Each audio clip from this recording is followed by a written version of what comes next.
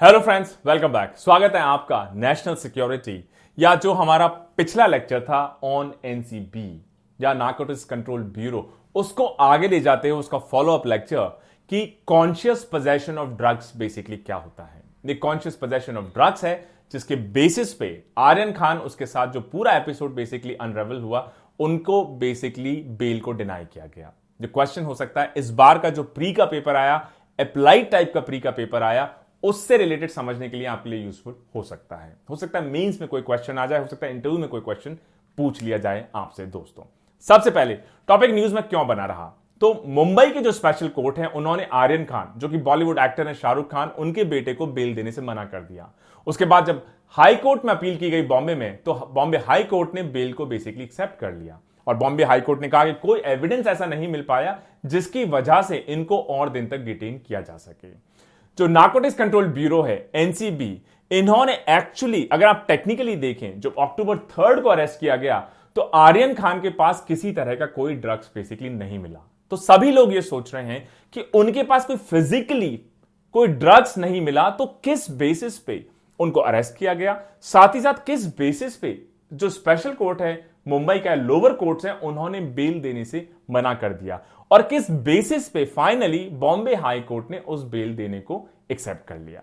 सबसे पहले बहुत सारे ऐसे एस्पेक्ट्स हैं, खासतौर से अगर हम एनडीपीएस एक्ट 1985 में जो इनेक्ट हुआ, जो पिछले लेक्चर में बहुत डिटेल में आपको समझाया, इसके ऐसे कई सारे प्रोविजंस हैं जो एक्चुअली सिर्फ मंशा पे, शंका पे, सस्पिशन पे, कॉन्स्पिरेसी पे बेसिकली बेस्ड है। मतलब जरूरी नहीं कि आपके पास वो साइकोट्रॉपिक सब्सटेंस मिले ही मिले, लेकिन अगर एजेंसी को लगता है, कोर्ट को लगता है कि आप उसमें मिले हुए थे, आपको कॉन्शियसली पता था कि आपके दोस्तों के पास, आपके फ्रेंड्स के पास, आपके रिलेटिव्स के पास या आपके आसपास इस टाइप का कोई नार्कोटिक सब्सटेंस है, और आप भी उस पूरे कॉन्वर्सेशन या कॉन्स्पिरेसी में इन्वॉल्व हो सकते हैं, चाहे फिजिकली आपके पास वो बेसिकली ना मिला हो, तो भी आपको इस एक्ट के थ्रू बुक किया जा सकता है।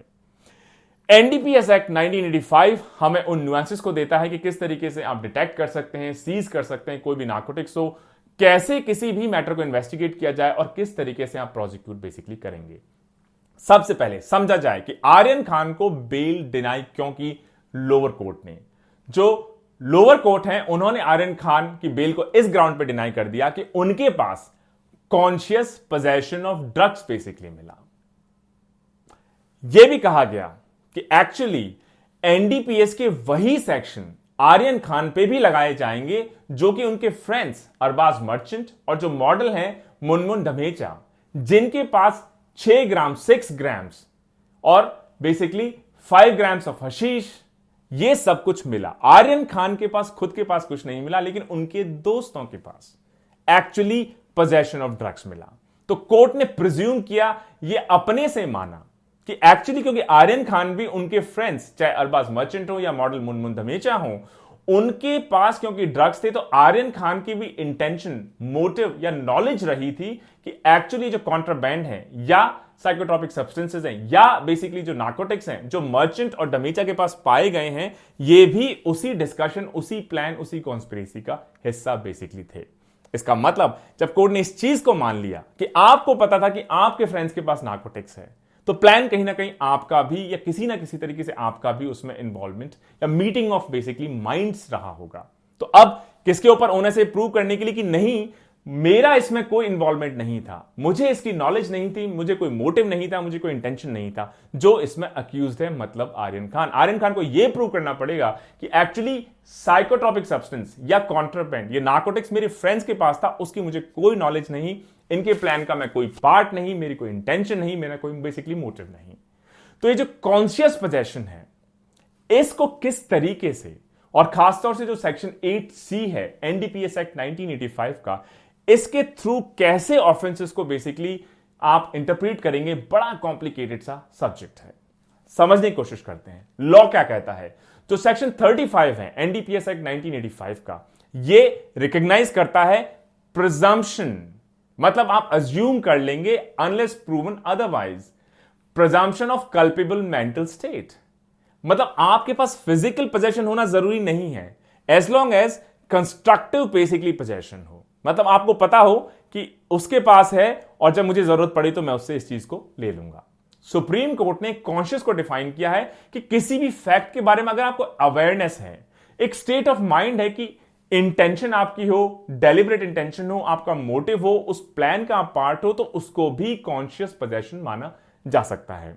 मतलब ऐसा भी हो सकता है, मान लीजिए कोई आर्टिकल है, हो सकता है आपके पोजेशन में ना हो, फिजिकल पोजेशन में ना हो, लेकिन फिर भी हो सकता है आपकी पावर कंट्रोल उस आर्टिकल के ऊपर एक्सरसाइज करती हो, जिसकी वजह से जिसके एक्चुअली पोजेशन में यह है उसके ऊपर आप इंफ्लुएंस डाल सकते हैं। एग्जाम्पल देखते हैं। मान लीजिए कॉन्शियस पोजेशन, हम इस चीज को भी कह सकते हैं कि कोई भी इंडिविजुअल मान लीजिए अपने वेपन को, अपनी गन को अपनी मदर के फ्लैट में छुपा देता है।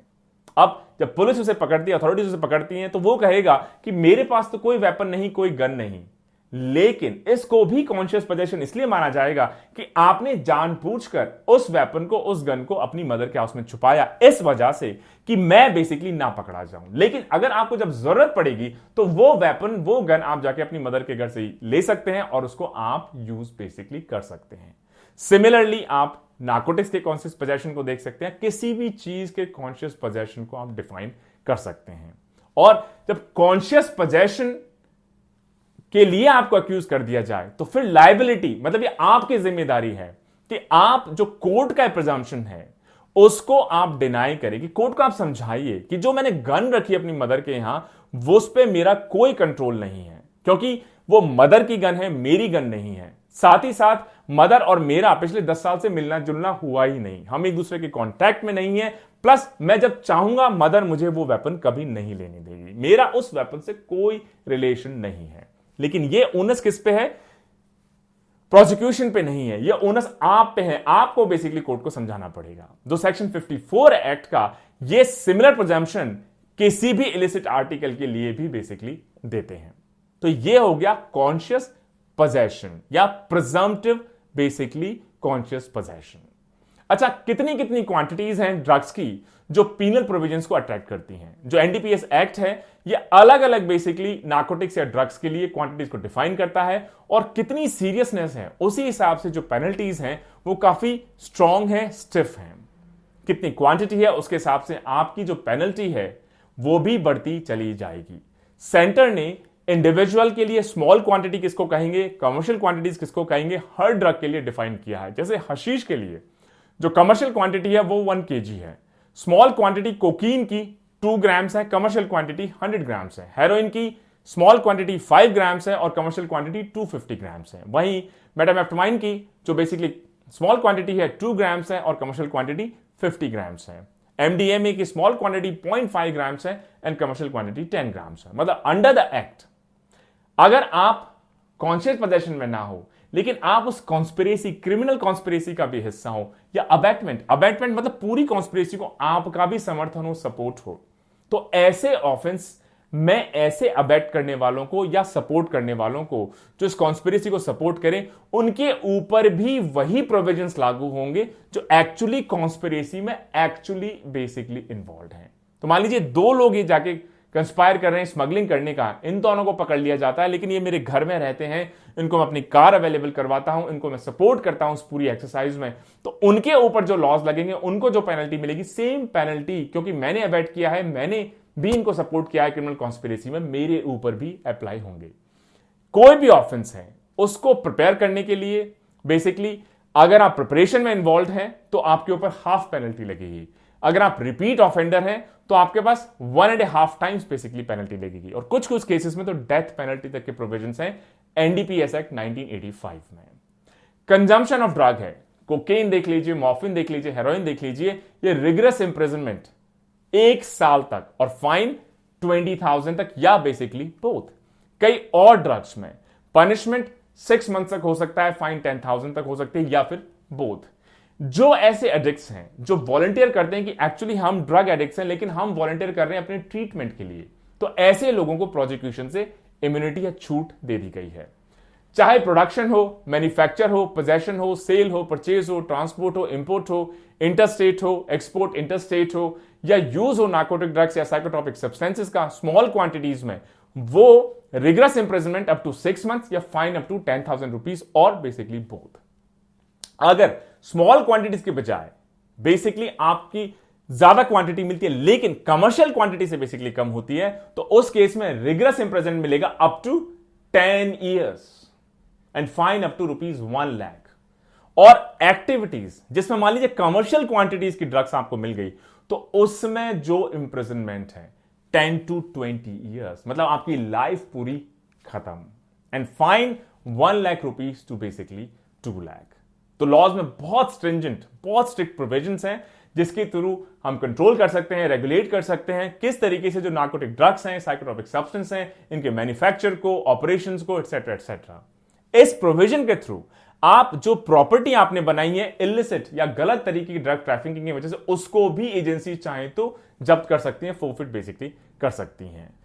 जो एनडीपीएस एक्ट है, इसको जो इंटरनेशनल कन्वेंशन हैं, खासतौर से जो यूनाइटेड नेशन के हैं, या narcotic drugs and psychotropic substances में जो अलग अलग इंटरनेशनल ऑब्लिगेशंस हैं, उन ऑब्लिगेशंस को फुलफिल करने के लिए हम लोगों ने एनडीपीएस एक्ट 1985 को बेसिकली इनेक्ट किया है। जो ह्यूमन राइट्स एडवोकेट्स हैं, उन्होंने एनडीपीएस एक्ट के बहुत ज्यादा सिवियर स्टिफ प्रोविजंस को काफी क्रिटिसाइज किया है, और यह भी कहा गया है कि जो लॉ है वो बेसिकली कहता है कि jail is the norm but bail is not. वहीं पे जो लॉ है या रिफॉर्मेटिव लॉ प्रोसेस है वो कहता है bail should be the norm, not basically jail. तो इसमें जो प्रिजम्पशन वाली बात है कि जब तक आप प्रूव नहीं कर पाएंगे ऑपोजिट, तब तक कोर्ट यही मानेगा कि आप भी कॉन्स्पिरेसी का पार्ट थे, आप भी अबेटमेंट में थे, आप भी क्रिमिनल कॉन्स्पिरेसी का एक बेसिकली हिस्सा थे। ये प्रिजम्पशन पार्ट को फिर से शायद कहीं ना कहीं इंडिया को लेजिस्लेशन को देखना ही चाहिए। जो सेक्शन 37(1) है, ये मैंडेट करता है कि कोई भी अक्यूज पर्सन है उसको तब तक बेल बेसिकली ना दी जाए तब तक कोर्ट के पास ऐसे रीजनेबल ग्राउंड्स हो जाएं कि ये गिल्टी नहीं है। मतलब जो स्टार्टिंग पॉइंट है वो यही है कि आपको गिल्टी माना ही जाएगा। इसका मतलब कि जो प्रोविजंस हैं, ये जो एंटी टेरर लॉज हैं हमारे, उन जैसे हैं कि आपको एंटी टेरर एक्टिविटीज या टेरर एक्टिविटीज में इन्वॉल्व माना ही जाएगा तब तक आप उसका ऑपोजिट प्रूव ना कर दे। ओनस आप पे है प्रूव करने का। तो ऐसा लगता है कि अगर स्मॉल क्वांटिटीज में किसी के पास ड्रग्स मिल जाएं तो इतने स्ट्रिंजेंट प्रोविजंस हो सकता है किसी की लाइफ बर्बाद करने के लिए इनफ हो, उसको शायद मौका ही ना दें लाइफ में अपनी गलतियों को सुधारने का, समझने का। ऑफेंसेस जो एनडीपीएस एक्ट 1985 में, ये कॉग्निजेबल ऑफेंस हैं। कॉग्निजेबल ऑफेंस का मतलब जो हमारी इंफोर्समेंट एजेंसीज हैं वो अरेस्ट कर सकते हैं आपको बिना किसी वारंट के।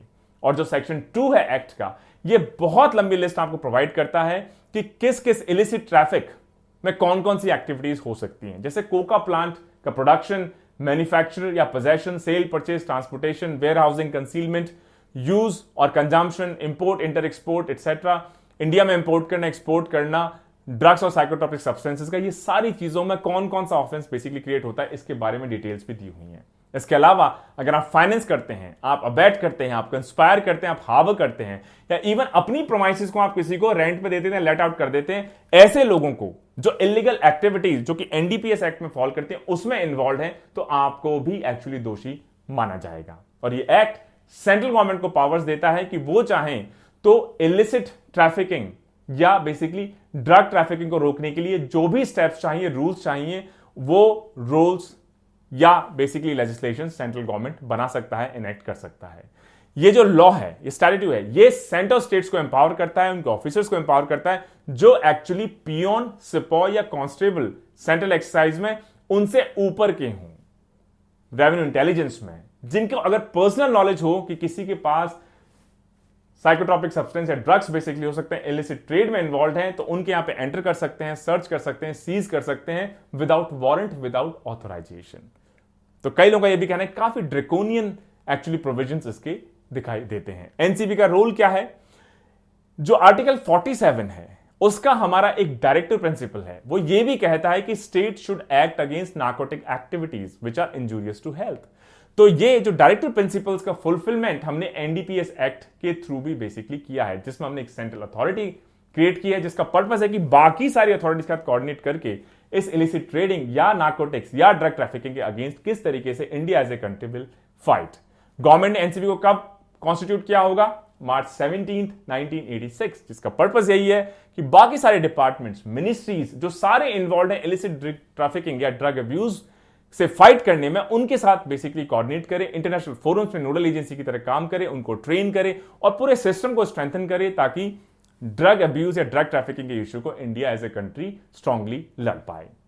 Stay tuned. जय हिंद, जय भारत।